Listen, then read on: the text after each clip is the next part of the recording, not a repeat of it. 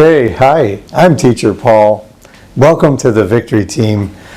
Last episode, we gave you some homework. It was explained to me, Galatians chapter 1, verse 17. When Paul was recounting his salvation account when he met Jesus at Damascus, or just outside Damascus. And he said this. He indicates he left Damascus, went to Arabia, then he returned again to Damascus. And I think, oh, that's very strange, because in the account in Acts chapter 9, there's no mention of him leaving. The only time he left was he was in a basket on the wall. They lowered him outside the wall so he could get away.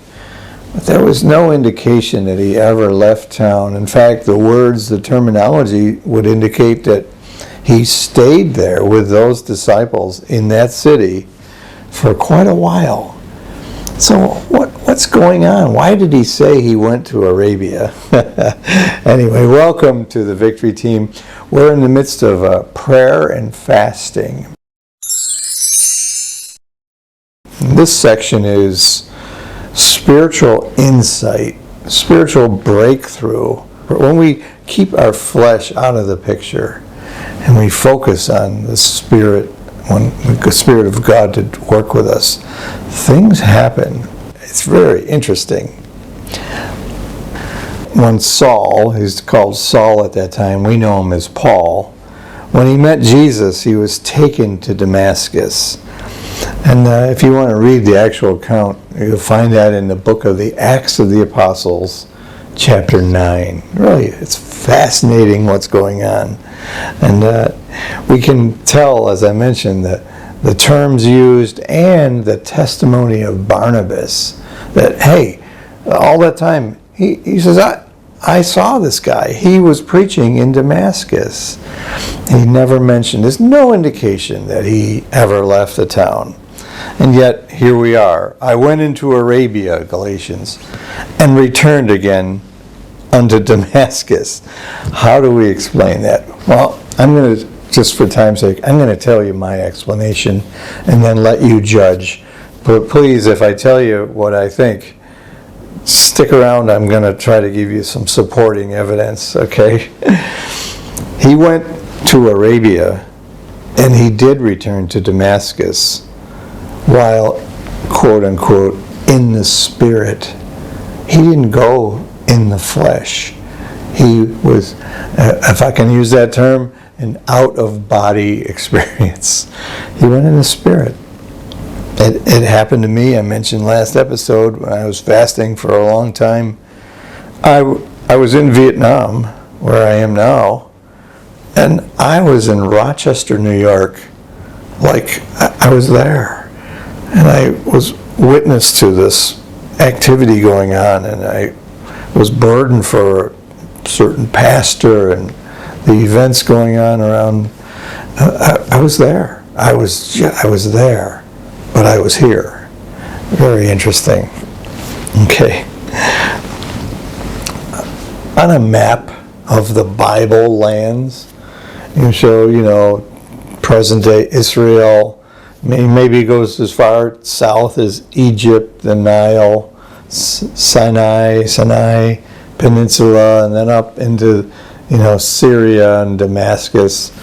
Saul is way up north. And he says, I went to Arabia, which is way down south. But I didn't go through Jerusalem because I didn't meet anybody there. So are you saying that he went through several other deserts to get to the Arabian desert? Why would he do that? I mean, that's a long way for a man to walk. And Saul is a Pharisee. He's a religious guy. He's not athletic, I'm assuming. He wouldn't do well. He's not like a Bedouin that travels in the desert all the time and they know what to do. He has no friends. Ananias is his first friend. And yet, he says, I went to Arabia. People think, well, why would he do that? They think, oh, he needed some desert time. Well, that's speculation. There's another reason, and hear me out. Here's the second supporting evidence or reason why I believe what I do. We know that Saul was having visions at the time of his conversion, right after he fasted. No food, no water. He had at least one, and God mentions it. He hath seen in a vision a man named Ananias coming in. Acts chapter 9, verse 12. God says, oh, behold, he prayeth, and he's having these visions. This vision of this man. In fact, it's you, Ananias.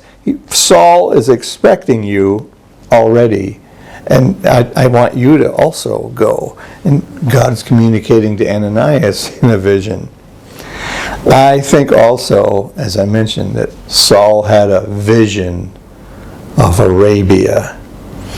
It's a revelation at this same time while he's in prayer and fasting. It certainly is possible because he was having another vision also. You can have more than one. So, interesting. A vision is not a dream. Wasn't sleeping. He was conscious, sort of. Maybe like Peter, he'll be in a trance. In the next chapter we read. But it's not an uncommon form of revelation at this time. Remember, there's no Bible. There's what we call the Old Testament, some Jewish, the Torah and so on. But no Bible. The book of Acts hasn't been written yet. So God is using visions and so on and so forth. Ananias will receive a vision. Cornelius, who's a Roman centurion, right? He's a captain of Roman soldiers. But he's praying. He receives a vision. Peter receives a vision. It's very common in this time. But another thing that's common is prayer with fasting. John, the Apostle John, he's on an island as an outcast, yet in the Spirit he receives revelation. We call it the book of Revelation. Jesus reveals himself to him, and John is taken up. He's at the throne of God, but he's physically still on an island. Very interesting. It certainly is possible, and it certainly could happen. Paul did, this is number 4 in my evidence list. Certainly Paul had an OBE. What's that? Out of body experience. He mentions he did. It's in another epistle, so it's certainly possible. In 2 Corinthians chapter 12, and Paul said this, I will come to visions and revelations. This is the context. Visions and revelations. And I knew such a man, I'm abbreviating this text, whether in the body or not. I wasn't sure if he was in the body or not. I cannot tell. Very interesting. Maybe he can't tell us because people think he's crazy. But Paul did mention, I had an out-of-body experience in visions and revelations. So good. Again, I think Paul never left Damascus physically, but I think he went to Arabia. In Arabia is a certain place called Sinai, the Sinai Peninsula.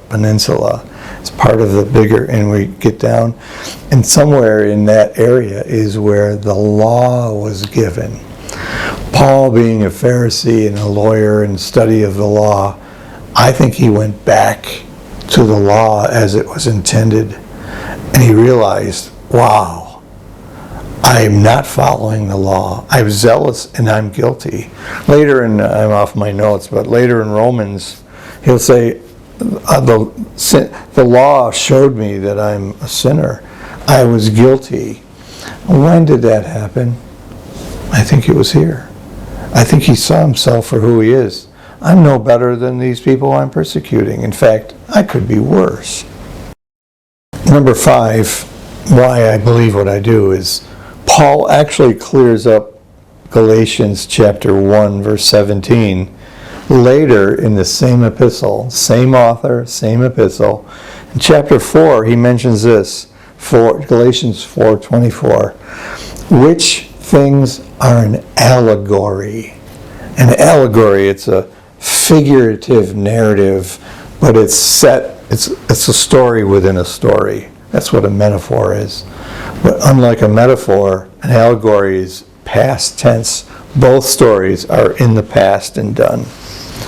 And he goes on, he explains that Hagar, she represents Sinai. It's Arabia. That's again the law. And she's a bondwoman. She's of the flesh. She was the woman of the fleshly plan, and it's bondage. And yet there's another woman, Sarah. She's Jerusalem. She's the Spirit. She's the promise. She's freedom. And he likens these two to the two covenants, these two women and these places. What he did there was he got insight as to what that place is famous for. Now, I think it's very interesting. He mentions it. This is a figurative term of speech. It's an allegory. He's telling you the answer to the question. So yes, Paul did go to Arabia. Sinai is, be specific, the mountain of God where Moses received the commandments, the fleshly tablets. But I believe he went out of body. There's many cases in the Bible where went in the Spirit. Ezekiel, that guy was all over it. The Spirit was taking him here and there and so on. I don't know if he really was. I mentioned John. I don't know about Jesus when he's tempted, he's fasting. Was he taken to the top of the temple, pinnacle? Was he taken to a mountain and looked out on the kingdoms of the world? Or was it in spirit? I don't know. It's interesting. But the point is this, and I need to close. It's so interesting. Prayer and fasting, spiritual insight, spiritual breakthrough. We saw it with Daniel. We're going to see it with some other characters in the next episode. That's what you want to pray about. You want to pray with power. You want to pray with strength. You want to see things happen. And please include fasting. Fasting is good. You want deeper spiritual insight. Does it work? It does give you spiritual insight. It can work. I think it's good. Okay. Maybe I'm wrong. It's been a very interesting Bible study. But if I'm wrong, maybe you'll have a little grace because I've tried to show my work. Remember in school, if you show your work, you get partial credit. Maybe I can get partial credit. But you know what I would love? Would you comment? I would like to hear where you are on this issue. How do you handle Galatians chapter 1, verse 17? Did Paul physically go to Arabia? Or was he only in the spirit? I'd love to hear from you. And hey, you can make a comment about our good sponsor. Here's this. I taught in this church this topic of prayer and fasting. And these are good folks. Welcome from Western New York. We are Calvary Heights Baptist Church, and we're located in the town of Elma, just 20 minutes southeast of the city of Buffalo, and 40 minutes from the famous Niagara Falls. We'd love to have you visit us if you're ever in the area or relocating to the area. Here at Calvary Heights, you'll find a loving Christian community, conservative worship, and an emphasis on Bible teaching and preaching for all ages. In John chapter 10, Jesus said, "I am come that they might have life, and that they might have it more abundantly." Jesus truly is the key to this life and especially to the next life. You can learn more about Jesus Christ and about our ministry by going to calvaryheightsbc.com. All right, God bless you. We have one more to do, and then, wow, what a fascinating study. God bless you. Have a good week. We'll see you again. Bye-bye.